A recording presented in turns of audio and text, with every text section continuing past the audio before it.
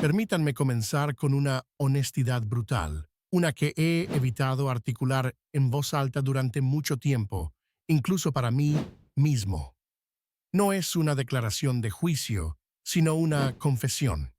No es una acusación contra aquellos que permanecen, ni una validación para aquellos que se han ido, sino un intento de desentrañar un nudo profundo en mi propia alma. Hoy me enfrento a la pregunta que muchos susurran en la oscuridad de sus propias noches, una pregunta que carcome el corazón de aquellos que una vez encontraron consuelo y sentido en las estructuras de la fe organizada. ¿Por qué me alejé de la iglesia? Es una pregunta cargada de dolor, de nostalgia y de una complejidad que desafía las respuestas simples. Para entenderlo, debemos retroceder a un tiempo en el que la iglesia no era un interrogante, sino el epicentro de mi existencia. Mi infancia, mi juventud, estuvieron intrínsecamente ligadas a sus ritos, a sus enseñanzas, a su comunidad. Era el lugar donde aprendí sobre el amor de Dios, la redención, la moralidad y la esperanza eterna. Cada domingo era un ancla, cada enseñanza una guía. La iglesia era mi hogar espiritual, un refugio inexpugnable ante las tormentas del mundo, un faro en la oscuridad de la incertidumbre existencial. Sus himnos eran la banda sonora de mi alma, sus escrituras el manual de mi vida. Creía con una fe inquebrantable en su misión, en su verdad revelada, en su capacidad para ofrecer un camino claro hacia lo divino.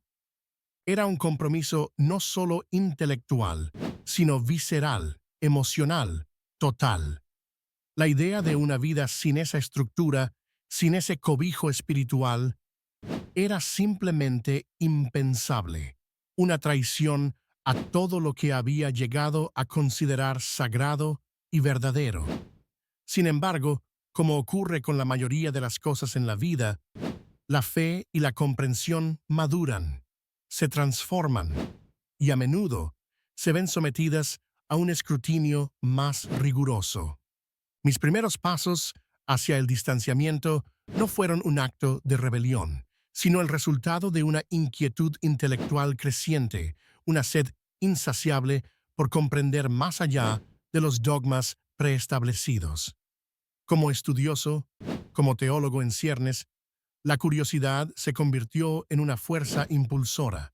Empecé a indagar en la historia de la Iglesia, en la formación de sus credos, en las complejidades textuales de las Escrituras. Y lo que encontré, si bien fascinante, también empezó a sembrar semillas de duda. La narrativa lineal y monolítica que se me había presentado en la infancia comenzó a fracturarse, revelando capas de interpretaciones, de debates conciliares, de influencias culturales y políticas que daban forma a lo que hoy consideramos verdad revelada.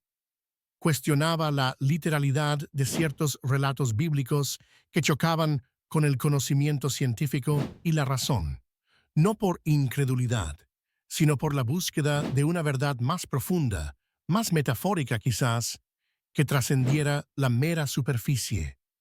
¿Podía lo divino comunicarse a través de narrativas que no eran históricamente precisas, pero sí espiritualmente veraces? Esta pregunta me llevó a reevaluar la naturaleza misma de la revelación.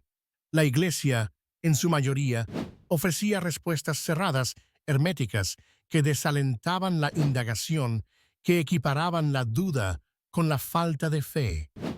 Se me decía que debía simplemente creer, sin cuestionar, pero mi espíritu inquisitivo no podía conformarse con una fe ciega cuando la razón y la teología misma invitaban a la exploración.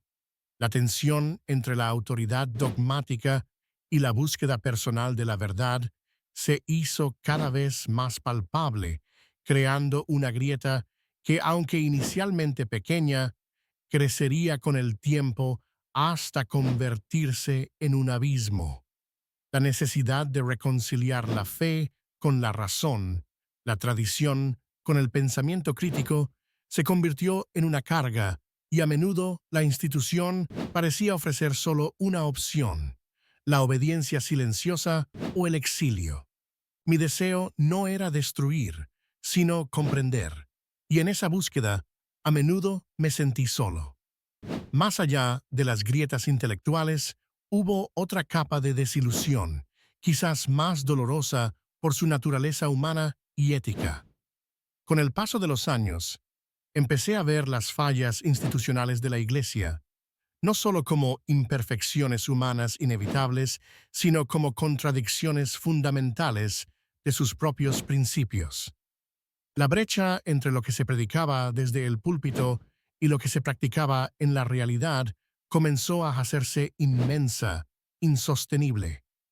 Fui testigo de cómo la institución, que proclamaba el amor, la compasión y la justicia, a menudo perpetuaba la exclusión, el juicio y la rigidez. Vi cómo las estructuras de poder, supuestamente al servicio de la Grey, se volvían opacas, autoritarias, incluso dañinas. Casos de hipocresía, de abusos de poder, de encubrimientos escandalosos comenzaron a emerger de las sombras, no solo en las noticias internacionales, sino en las comunidades más cercanas a mí.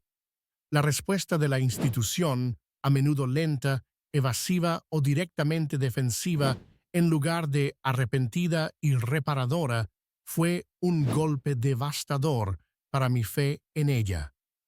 ¿Cómo podía una institución que afirmaba ser la encarnación del amor de Cristo ser tan insensible al sufrimiento de sus propias víctimas? ¿Cómo podía predicar la humildad mientras acumulaba riquezas y privilegio?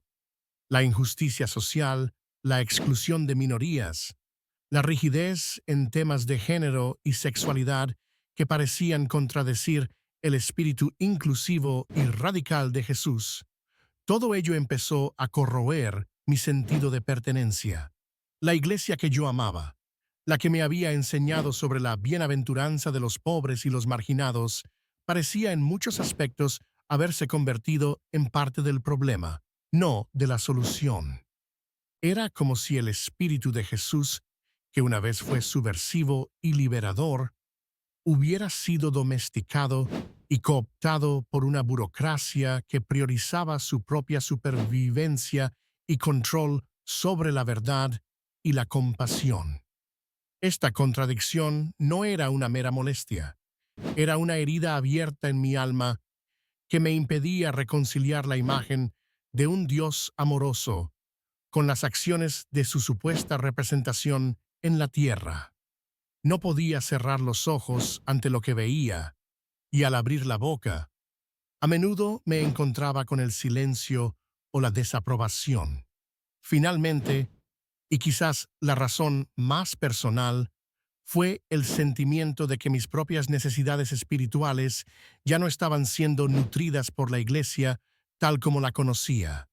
Había llegado a un punto en mi viaje espiritual donde la ritualidad, la liturgia, incluso la teología dogmática, aunque aún valoradas, se sentían insuficientes para mi búsqueda de una conexión más profunda y auténtica con lo divino. Buscaba una experiencia de lo sagrado que trascendiera las paredes de la iglesia, que no estuviera mediada exclusivamente por sacerdotes o sacramentos, sino que fuera una experiencia directa, personal, transformadora. Ansiaba un espacio donde la duda no fuera pecado, sino parte intrínseca del crecimiento, donde las preguntas difíciles fueran bienvenidas, no silenciadas, donde la búsqueda de la verdad fuera una prioridad sobre el mantenimiento de la ortodoxia. Sentía que mi voz, mi propia experiencia espiritual, mi modo particular de entender y relacionarme con Dios, no encontraba eco en la estructura rígida de la institución.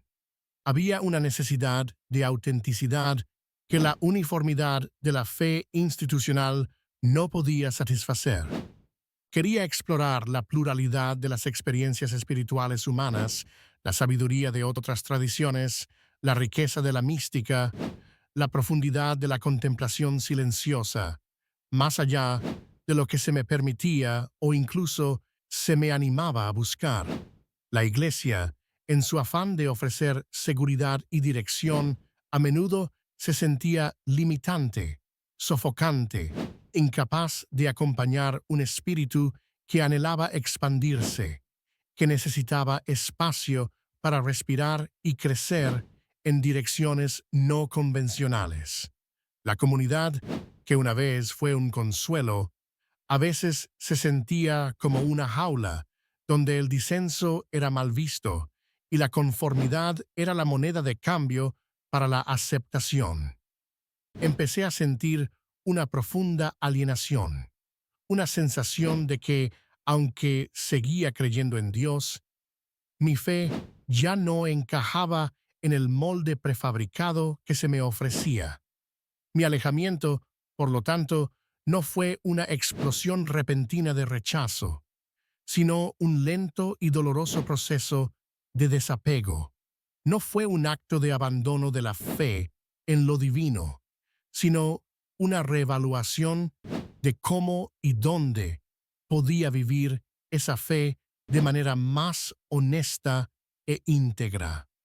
Fue un caminar lento hacia la periferia, un deslizamiento gradual que se sintió en cada paso como la pérdida de una parte de mí mismo. El dolor de dejar atrás la familiaridad, la comodidad de una comunidad. El propósito que una vez me había dado la perteneción fue inmenso. No hubo celebración en mi partida, solo una profunda melancolía y la convicción de que, para ser fiel a mí mismo, a mi búsqueda de la verdad y a mi relación con lo sagrado, necesitaba trazar un camino diferente. Hoy, mi fe sigue siendo el pilar de mi existencia, pero se manifiesta de maneras distintas, en espacios menos definidos, en conexiones más fluidas. Sigo siendo un teólogo, un buscador de la verdad, pero ahora mi campo de estudio y mi práctica espiritual son más amplios, menos constreñidos por las doctrinas de una sola institución. La pregunta, ¿por qué me alejé de la Iglesia?, no tiene una respuesta simple ni busca condenar. Es un testimonio de un viaje personal, un testimonio de las complejidades de la fe en un mundo cambiante, y un recordatorio de que la espiritualidad humana es vasta, diversa y a menudo trasciende las fronteras de cualquier institución singular. Esta es mi confesión real, cruda y honesta, un intento de arrojar luz sobre un camino solitario, pero en última instancia, profundamente necesario.